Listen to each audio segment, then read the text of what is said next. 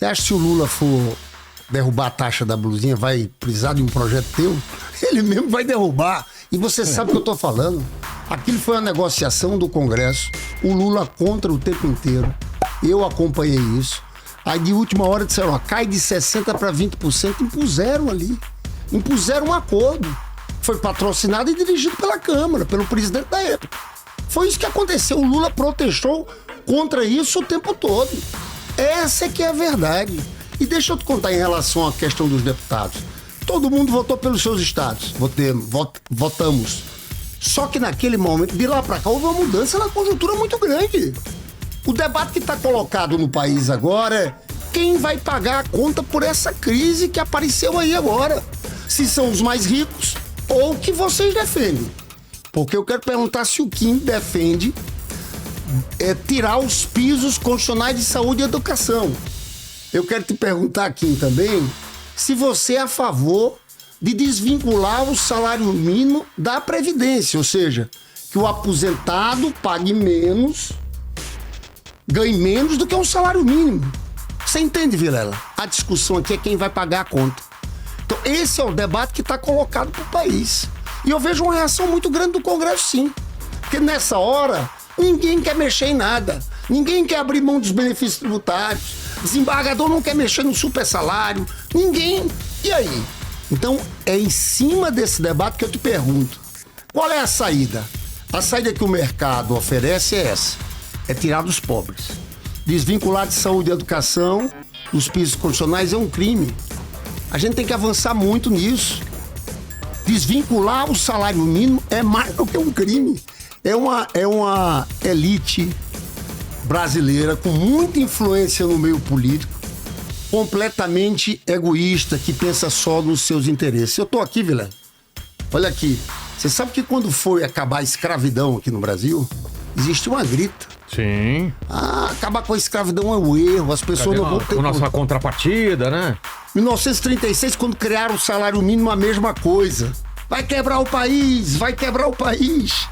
Em 62 aqui, quando nesse debate do salário mínimo, o Jornal Globo dizia irresponsável, vai falir tudo. Nós estamos enfrentando isso o tempo inteiro. Olha, a manchete do Globo era o seguinte: considerado desastroso para o país um 13º mês de salário. É em cima disso que eu queria perguntar a tua posição sobre o salário mínimo e previdência, mas também sobre a PEC 6x1, a escala de trabalho 6x1. Muito bem, vamos lá.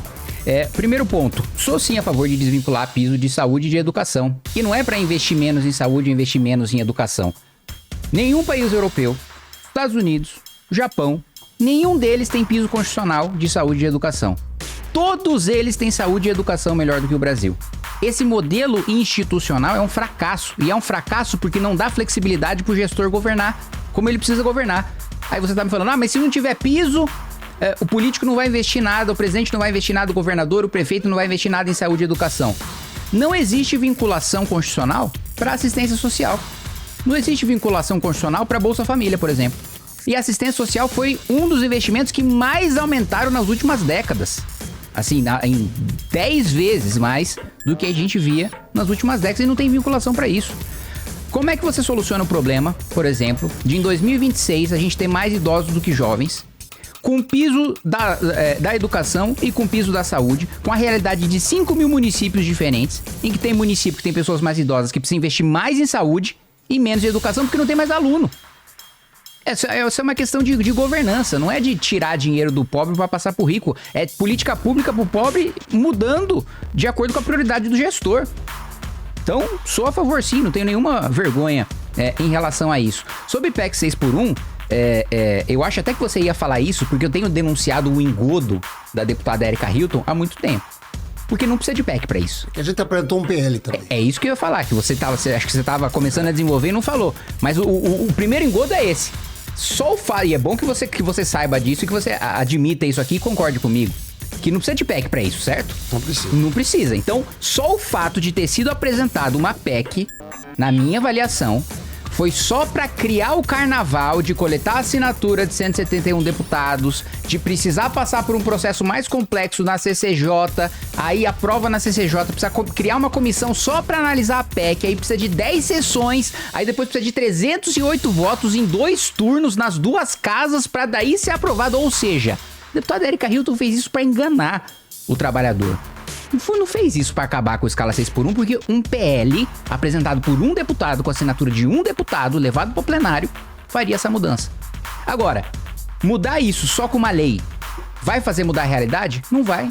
A gente já tem um histórico, a PEC das domésticas. Foi dito que a PEC das domésticas garantiria os direitos das empregadas domésticas, garantiria que elas recebessem o FGTS, o 13º, teria direito à previdência. O que aconteceu 10 anos depois da aprovação da PEC das domésticas? Aumentou a informalidade para diaristas, aumentou a informalidade para empregada doméstica. E aí na informalidade ela não tem direito nenhum. Então não é uma lei sem você fazer a economia crescer, sem você fazer o estímulo econômico, sem você baixar a tributação, que a gente já tem imposto demais para tudo. A maior carga tributária dos países emergentes, nem da América Latina. Entre todos os países em desenvolvimento, nós temos a maior carga tributária. Pra rico, pra pobre, pra todo mundo. E aí o governo só pensa em arrecadar mais, quando já teve um aumento de arrecadação em 9% real, recorde, em 30 anos, quando a gente pega o mês de maio. E eu só quero reforçar aqui, você falou, pra acabar com taxa de blusinha não precisa do Lula, que... Não, mas calma, eu tenho 5, né? Você tá apontando meu tempo aí. Eu tô todo me apontando meu tempo. Tenho mais tempo aí. Nesses 3, 5 aqui. Ó, que o Lula não precisa de PL meu pra revogar a taxa de blusinha. Falou, então revoga aí agora, faz uma medida provisória revogando. Claro. Se quiser eu relato.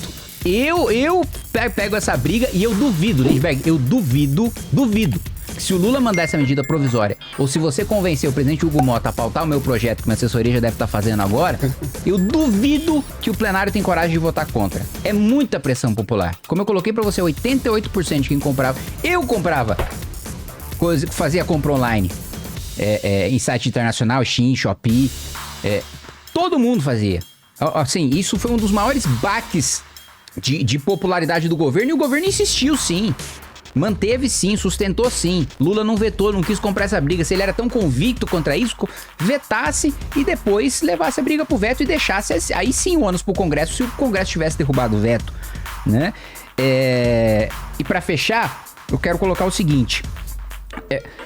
Não foi respondido também, você falou sobre teto, sobre privilégio, mas do fato do PT inteiro ter votado na legislatura passada em aumentar o teto, em aumentar o salário dos ministros do Supremo, em aumentar o salário dos deputados, em aumentar o salário dos senadores, em aumentar o salário do presidente da República, em aumentar o salário do procurador-geral da República. Você acha que cerca de 36 mil reais era um salário baixo, era um salário incompatível com a função de um parlamentar, precisava aumentar para 46 mil reais? Você que está falando do enfrentamento aos mais ricos, a elite pública também é elite, assim como a elite privada, e precisa ter seus privilégios enfrentados, inclusive a elite política. O Kim, falar em não responder a pergunta é o que você está fazendo aqui comigo, que eu perguntei. Fundos exclusivos. Um milionário tem 100 milhões. Por que você votou contra essa taxação, gente? Aí você fugiu de uma outra. É falar dos aposentados. Eu perguntei aqui muito claramente. Só a favor. Que é a favor do desvincular? Só a favor. Então é a favor que o aposentado ganhe menos que um salário mínimo. Veja só. O Brasil desce a desigualdades. Aí vamos lá. 800 bi de benefícios tributários. Isenções de todo tipo. Nós temos aí, pagamento de juros, algo em torno de 900 bilhões. Estão cheios de problema no andar de cima. Qual é a proposta deles? Isentar os ricos, porque você foi contra a taxação dos fundos exclusivos. Então o cara que ganha 100 milhões, ele pode ter um dinheiro no fundo e não paga nada. E o gari tem que pagar. Aí corta de onde? Corta de saúde, de educação. A saúde e a educação brasileira tem que melhorar muito. No governo do Temer, quando fizeram o teto de gasto no governo Bolsonaro, foi uma queda muito grande, foi uma coisa que o Lula recuperou. Então, Kim, nesse aspecto aqui, é preciso a gente saber de que lado tá. Você faz o discurso correto em relação a privilégio e funcionalismo, que eu concordo, mas parece uma defesa grande das elites brasileiras, como se pudessem ter privilégios. E os trabalhadores pagando a conta. E vão ter menos saúde e educação? Não vai ter o salário mínimo vinculado à aposentadoria? Eu acho, sinceramente, galera, das propostas que mais me irritam tudo. É isso. Eu já falei aqui, mas são sempre nos fóruns econômicos milionários dando essa receita. E na hora, nenhum quer pagar, nenhum quer contribuir de alguma forma. Eu quero defender a Erika Hilton aqui, tá? Que a Erika Hilton é uma grande parlamentar. Ela apresentou uma PEC e pode ser o projeto de lei também. A gente apresentou essa semana. Por que ela colocou a PEC? Porque, de fato, uma PEC dá mais segurança de que você vai ter a redução da jornada de trabalho sem redução salarial. Então faz sentido apresentar uma PEC. Ela não fez aquilo para aparecer. Ela está lutando e conseguiu dar uma visibilidade a essa causa grande. A bancada do PT sugeriu ao presidente Lula o governo mandar esse PL de urgência constitucional, que em 45 dias seria votado. Que é? Você argumenta contra, porque não vai resolver com a lei. Parece os argumentos do passado. Contra a criação do salário mínimo, contra a escravidão. Porque as pessoas ficam... Gente, tem gente que passa o dia inteiro no ônibus, 2, 3 horas no ônibus, trabalhando. Se existe uma mobilização nacional em cima desse ponto. Então eu fico vendo aqui que é interessante, parece a defesa dos ricos, como na taxação dos fundos exclusivos, você tem uma posição. Aí cai tudo em cima do pobre, cai tudo em cima do trabalhador. É essa a nossa discordância aqui. Segunda pergunta, Kim, 3 minutos para fazer pergunta e algum comentário queira fazer. Vamos lá, primeiro ponto, fundo exclusivo. É mentira, Lindbergh, fundo exclusivo não pagava imposto, pagava na realização. Só na saída. Exatamente. E os outros têm um come-come. Na saída. O que significa isso? Justamente para você, ou seja, você deixa tem 10 anos parado lá, você não Exato, você não paga. Se você não sacou o dinheiro, Tá. se você não pegou aquilo que o seu investimento rendeu, você não paga, porque afinal de contas não tá indo pro seu patrimônio, tá lá ainda parado, você não realizou o lucro. Tirou. E isso, Lindbergh, é assim no mundo desenvolvido todo. Tem cotas, de 6 em 6 é meses. assim no mundo desenvolvido todo. Por isso, inclusive, qual que foi o efeito prático? Qual que devia foi? ser assim pra professor da rede municipal. Qual que foi? Só quando se aposentasse ele ia pagar o imposto. Tem vários... uma aposentadoria. Não. Tem vários investimentos, inclusive previdenciários, que a professora faz e que ela só paga na realização, né?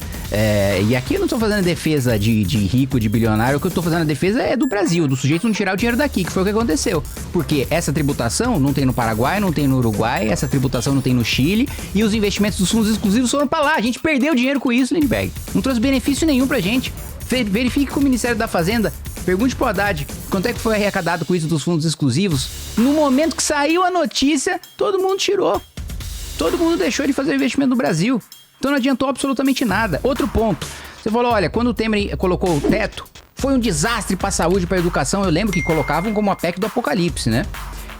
Com o teto de gastos, a mortalidade infantil diminuiu, o indicador de saúde, e o IDEB cresceu acima dos governos petistas. Então não teve desastre de saúde e de educação, não. Pelo contrário. O Haddad, quando foi ministro da Educação, teve a capacidade de quadruplicar o gasto com a educação e entregar a gente no ranking do PISA pior do que ele pegou. Ele entregou um monte de colégio técnico, um monte de universidade. E a avaliação? Quanto que o aluno está aprendendo de português, matemática, ciência? Pior no PISA do que ele pegou. Aí veio o teto de gastos e a gente cresceu no IDEB. Então qual que é a desculpa de que é a política de destruir de destruir política pública, de destruir educação, de destruir saúde? Você ter teto de gastos, alguns com um pouco mais de gasto real, alguns com um pouco menos de gasto real, com um pouco menos de gasto real, é política no mundo desenvolvido inteiro, que tem saúde, educação e segurança melhor do que a nossa. E não tem o nosso arranjo fracassou, Lindbergh. Não é à toa que a gente tá atrasado, que a gente ficou pra trás de outros países que estavam no mesmo estado que a gente. Olha quando a gente tava 40 anos atrás, olha onde estava a Coreia do Sul tava atrás da gente. A gente ficou com esse modelo institucional fracassado e a Coreia do Sul virou o que virou. Olha pra Singapura, olha mesmo pra China, olha pros países do Sudeste Asiático. A gente tá tomando cacete agora é da Indonésia, já não é mais da Europa e dos Estados Unidos. Por causa desse modelo engessado, fracassado que foi adotado. E outro ponto, sobre acabar com a escravidão, eu devo lhe lembrar que a pressão mundial, e inclusive pro Brasil, para acabar com a escravidão, foi dos liberais ingleses.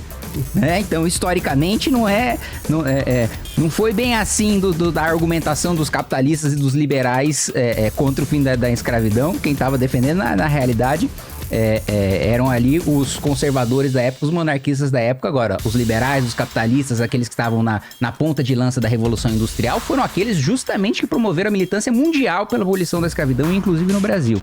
Fala fera, curtiu? Então se inscreve, deixa o like, compartilha e comenta aí. Até o próximo vídeo.